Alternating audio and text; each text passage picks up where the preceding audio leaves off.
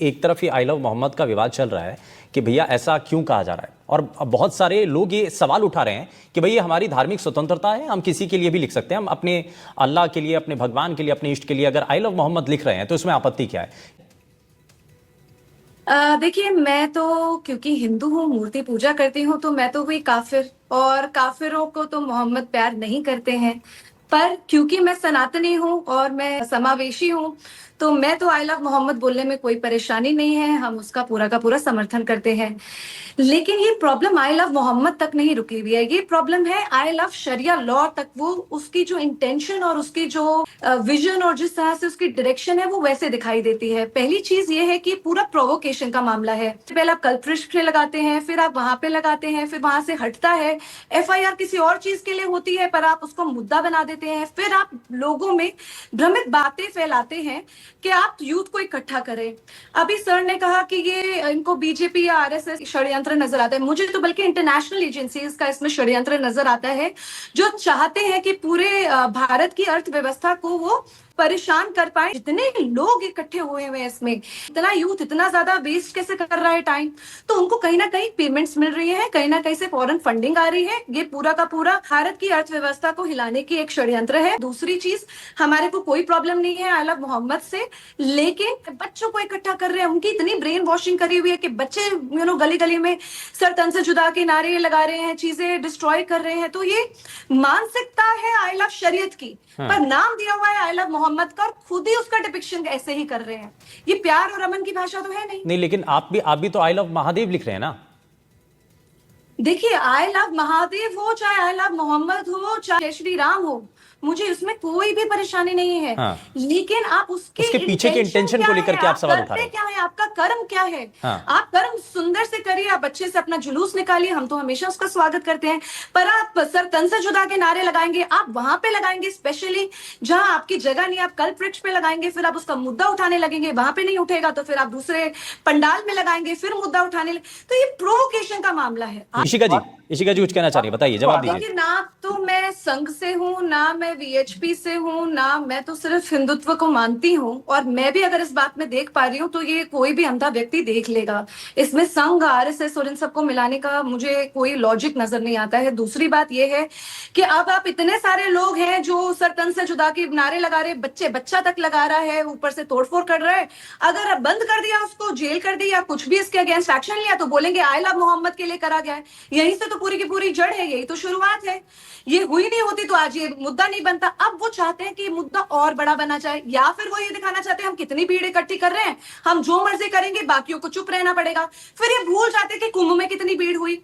अगर हम लोग भी भीड़ इकट्ठी करने लग जाएंगे तो it will be too intimidating for them. पर अभी ये जो इंटिमिडेशन इनकी तरफ से आ रहा है वो बहुत गलत है, उसकी इंटेंशन बहुत गलत है, और उसके ऊपर कोई भी एक्शन लेंगे तो इसका ये मुद्दा पूरा घुमा देंगे कि भाई ये तोड़फोड़ के ऊपर नहीं लिया गया, या इनके सटन से जुदा नारे के लिए नहीं लिया गया। ये इसलिए था क्योंकि पोस्टर वहां पे थे आई लव मोहम्मद के।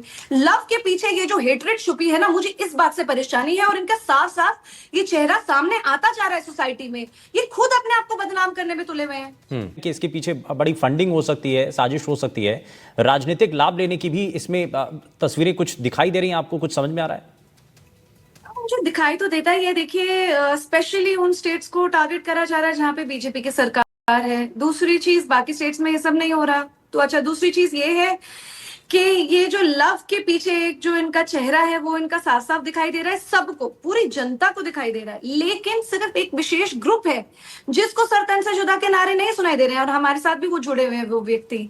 उनको पत्थरबाजी, उनको तोड़फोड़ दिखाई नहीं दे रही है, बल्कि पर अगर आप आंखें खोल के देखिए पूरे समाज को दिखाई दे रही है। जब तक वो लोग खुद ही एड्रेस नहीं करेंगे इस बात को तो वो सामने कभी भी चीजें आएंगी नहीं। दूसरी चीज, हमें उनको भी पकड़ना जरूरी है जो ये भ्रम फैला रहे हैं व्हाट्सएप ग्रुप से, अलग अलग ग्रुप से, क्योंकि मुद्दा कुछ और है। पोर्ट्रे करा जा रहा है कि आई लव मोहम्मद के पोस्टर फाड़े जा रहे हैं, तो आप जानबूझ के प्रोवोक कर रहे हैं। जिन लोगों ने वो प्रोवोकेशन का मामला शुरू करा था उनको पकड़ना सबसे पहले जरूरी है, और उनको पब्लिकली सजा देनी जरूरी है।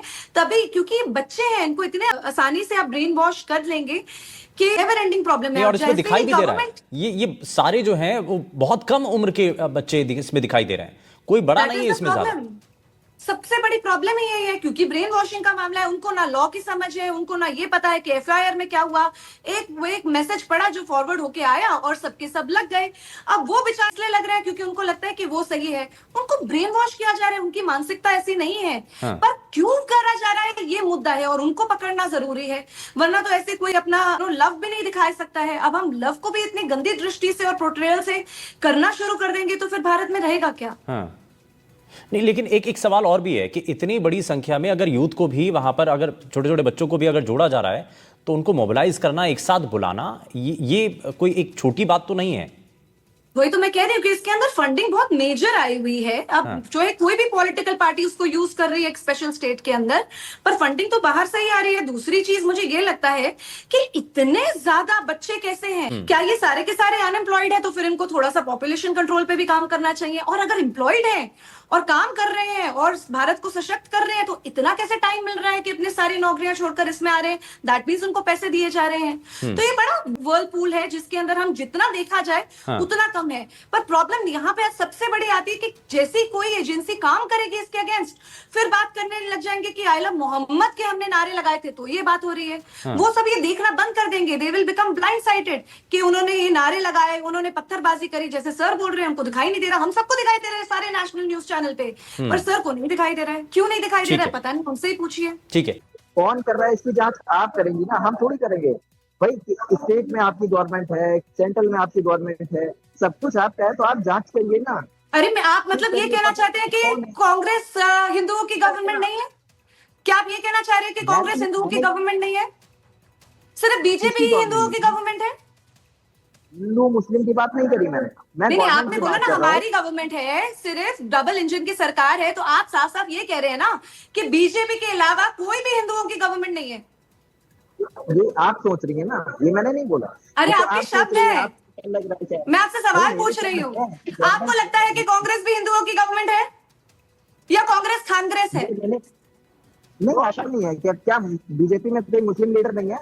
मुख्तार अब्बास अंसारी, शहनवाज हुसैन और मुख्तार हम अब्बास तो कह ही रहे हैं, कौन है? वो बीजेपी वाले तो कहते, पहली बात तो मैं बीजेपी की स्पोक्स पर्सन नहीं, ठीक है, और दूसरी बात यह है कि बीजेपी वाले तो कहते हैं कि सशक्त भारत, वो हिंदू मुस्लिम में भेद नहीं करते हैं। पर आपकी दृष्टि से कांग्रेस हिंदुओं के लिए नहीं है, अगर हिंदुओं के लिए कोई भी खड़ा है तो वो बीजेपी वाला है। आपकी बातों से साथ साथ सिद्ध हो जाता है। चलिए, ठीक है, ठीक है।